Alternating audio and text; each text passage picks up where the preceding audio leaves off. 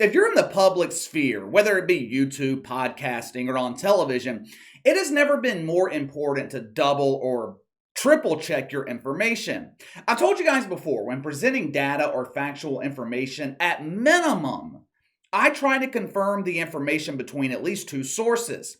I don't rely on Wikipedia. I never rely on any information that I see on Twitter. With everyone having access to the internet, it is easy today to be duped. It's easy to see something, assume that it's true, and present this information to your audience, especially when the information is controversial. It's called being lazy. So many people are worried about being the first. Too many people are worried about being first instead of worrying about being right. They think, if I am the first to report, if I'm the first to release a video, I'll get the most views, I'll get the most impressions. When I was struggling to build an audience here on YouTube, I used to have that same mindset. I would rush the research and the production of my videos, trying to be one of the first people on YouTube to release. I would put all this unnecessary pressure on myself. I came to the realization it doesn't matter who's first, it matters who's right. I came to the realization, especially once I built a base audience, if people are interested in a particular story, they're going to watch the video anyway. Most people watch to hear my opinion. People watch Stephen A. Smith or Skip Bayless to hear their opinion. Lonely men watch Shay Shay Sharp, hoping to hear his woke mating call. I would rather be patient, allow a story to develop, and do my best to get it right, instead of rush the process to be the first to talk about it. Unfortunately, this mindset is not common throughout the mainstream media. Earlier this morning, the Washington Post, they released an extensive report on Adam Schefter. They highlighted the numerous mistakes that he's made in the past 6 to 12 months by rushing to be the first to report a story. He fucked up the domestic violence situation with Dalvin Cook. He fucked up with Deshaun Watson, the death of Dwayne Haskins. No one's perfect. Mistakes are going to be made, but a lot of these mistakes with Adam Schefter are preventable. One thing I will not take away from him, Adam Schefter is an extremely hard worker. He has a good work ethic. I can't say the same for most people working at ESPN. If I had to choose one word to describe the modern ESPN, I would choose lazy. ESPN used to be trusted. They used to be reliable. Today, I have no trust in ESPN. Now, a lot of that has to do with their political leanings. It's hard to trust a source that believes elementary school children should be taught the proper use of a cucumber. It's hard to trust a network that promotes mythical misogyny and mythical racism. In some cases, ESPN lies to us on purpose. Remember the Bubba Wallace story? Another example where it's better to be right than be first. The mainstream media, they ran with the story that someone hung a noose in the trailer of Bubba Wallace. The damn FBI comes in to investigate it. Turns out, the rope had been there for months and it was used to pull down the garage door.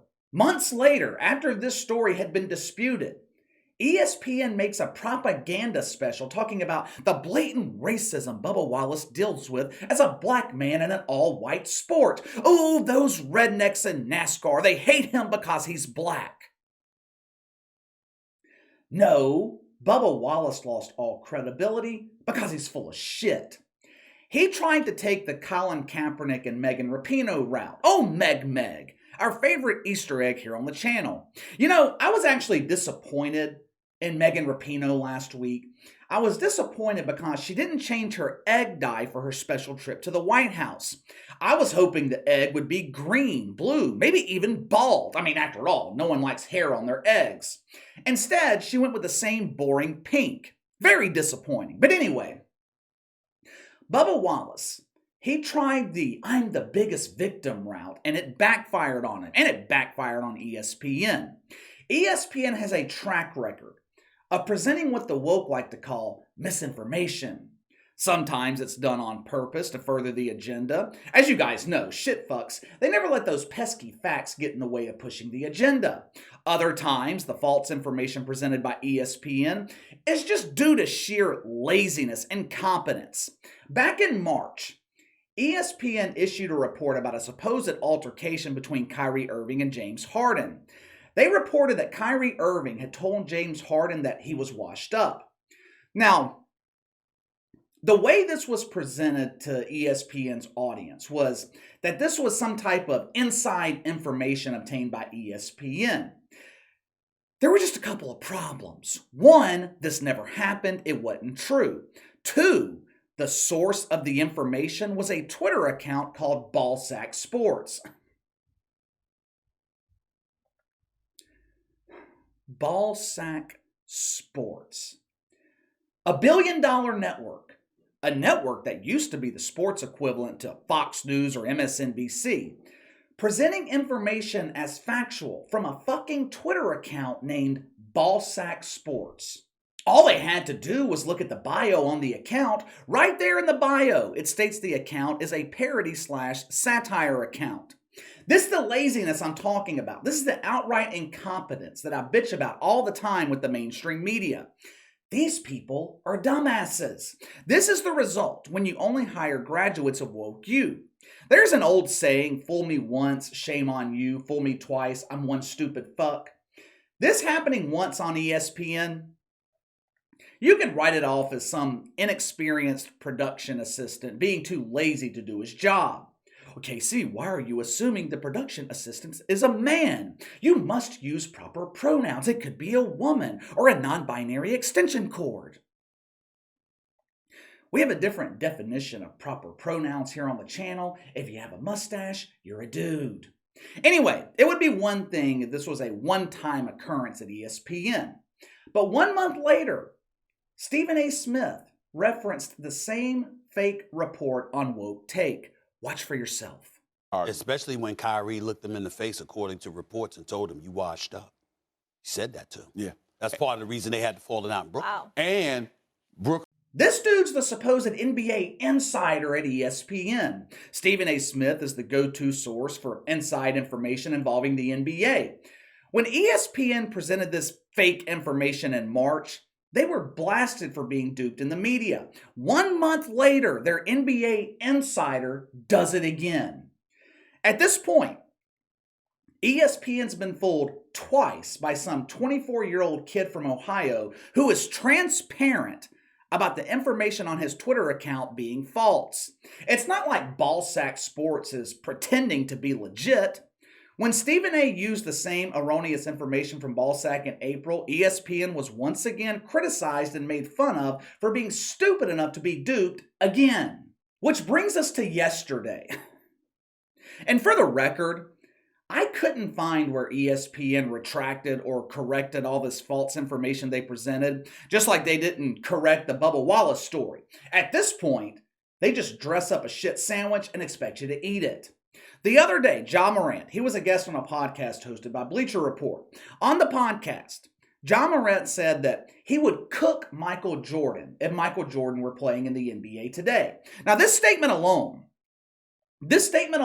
is enough to fill a segment on Woke Take or Sports Center.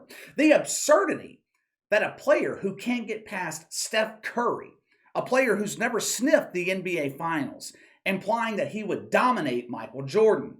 ESPN could take that true statement and they could approach it from different angles. They could claim Ja Morant was disrespectful for speaking like this about Michael Jordan. They could claim Ja Morant is mentally handicapped for thinking he would even win one game in a 7-game series against Michael Jordan.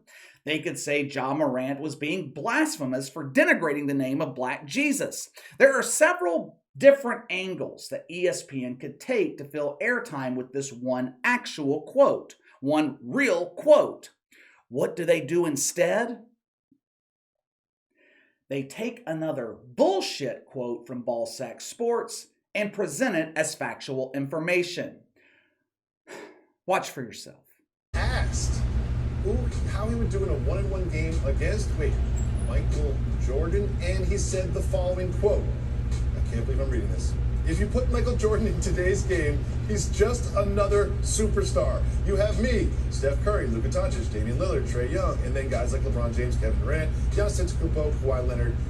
It's not just about one superstar and a bunch of average guys.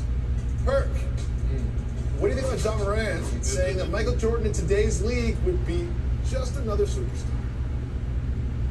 You know what? John Morant is confident and crazy at the same time. This is embarrassing. This is absolutely embarrassing. Are they really this lazy to where they don't even check the Bleacher Report podcast to make sure Ja Morant is being accurately quoted? What else do the people working behind the scenes at ESPN, what else do they have to do with their time? Their job is to literally fact check information. Well, that's what their job is supposed to be. It seems now their job is to twist information to fit whatever narrative they're pushing, and if they can't find any information to twist, they just make shit up. Ballsack Sports is not even a verified Twitter account. Just think about that. For 1 second, remove the fact that Ballsack Sports clearly states that their account is a parody, it's satire. ESPN's pulling information from a source that's not verified. How lazy can you be? 2 years ago, ESPN released a statement saying that they were going to focus on being more diverse. They were going to focus on being more inclusive. We need more racial balance here at ESPN. Yeah. How's that working out for you?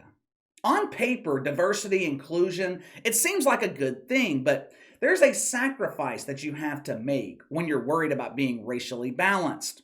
We must have an equal amount of white people, black people, Asian people, Hispanic people, non-binary shitfucks. We must have an equal amount of wooden shovels and metal shovels. We must have an equal amount of wooden rakes and plastic rakes. There's a sacrifice that you make when that is your primary focus, and you sacrifice the quality of the employees that you're hiring. Instead of focusing on hiring the most qualified candidate or the candidate that best fits your network, your culture, you hire the person that best fits your racial quota. It's called affirmative action, and it's a proven failure. It's no different than labor unions rewarding people with years of service instead of rewarding the people with the best work ethic. It doesn't work. ESPN's no different today than TMZ. Hell, TMZ might be more reliable and trusted.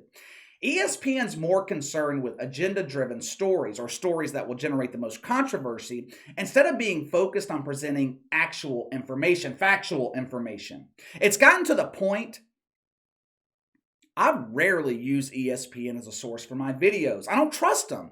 Most of the time when I pull from ESPN, it's to dispute the bullshit they're presenting. This network is an absolute embarrassment. Nothing but lies and propaganda on their airways. But let me know what you think. ESPN fooled, not once, not twice, but 3 times by Ballsack Sports. At this point, I struggle to say that they were fooled. I think ESPN knows they're presenting bullshit, but they just do it anyway. Give me your thoughts. Sound off in the comments below. Make sure to like and subscribe. Click the notification bell to receive all notifications from the channel. Best way to contact me is by email at btlkc84@gmail.com, KC_BTL84 on Twitter. I'll see you guys later.